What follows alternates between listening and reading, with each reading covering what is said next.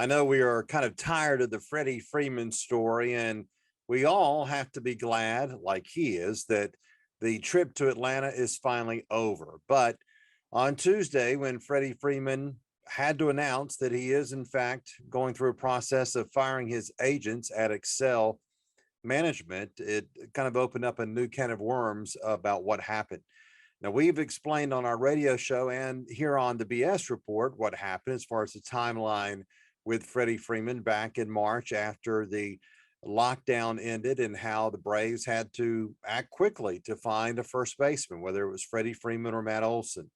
And unfortunately, the agent for Freddie Freeman, who he is now firing, did not communicate with him that the Braves had decided to move on, considering their ultimatum to Braves general manager Alex Anthopoulos. That's unfortunate. It's also unfortunate that on that Monday, when the Braves announced their trade with Oakland for Matt Olson, Freddie was surprised, which he shouldn't have been if his agents would have told him the truth and keep him informed about what was going on.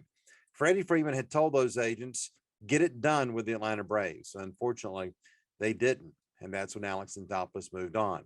The problem that Freddie Freeman is in now is that he has to go in that Dodgers clubhouse the next 5.5 years when everybody and their brother knows that he'd rather be in Atlanta.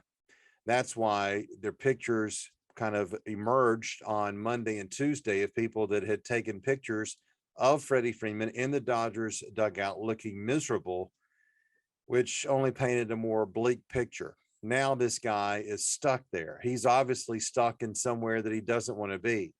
And the weekend in Atlanta just reiterated the fact that Freddie made a mistake. He should have taken control of the negotiations. He should have made sure that his agents were doing what he wanted them to do. And instead, by them doing what they wanted him to do, he's now in Los Angeles. The ironic thing is that for someone who is from California and had really moved to California the last few years during the off season, he's still got a home in Atlanta, probably because he wishes he would still be a Brave at some point in the future. And he will be. I think for some reason that he'll be a Brave, whether it's in 2028 after his 6-year contract with the Dodgers is over, or whether he can go to the Dodgers and ask them to trade him to Atlanta.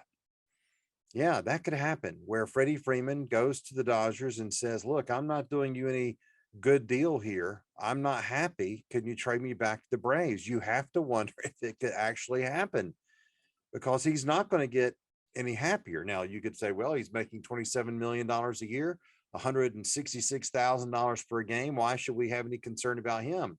Well, I understand that point, and there's very little sympathy for being uh, really feeling sorry for someone who did this to themselves.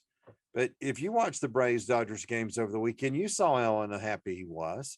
And I don't know if it's going to get any better. Maybe it will when he starts getting those paychecks in and they're so huge. But Freddie Freeman's already made more money than he probably will ever spend in his life. So you have to wonder if he can even return in that Dodgers clubhouse and have a good situation. He may have to address his teammates now with the Dodgers and say, look, I'm here. I'm a Dodger. I'm here for good.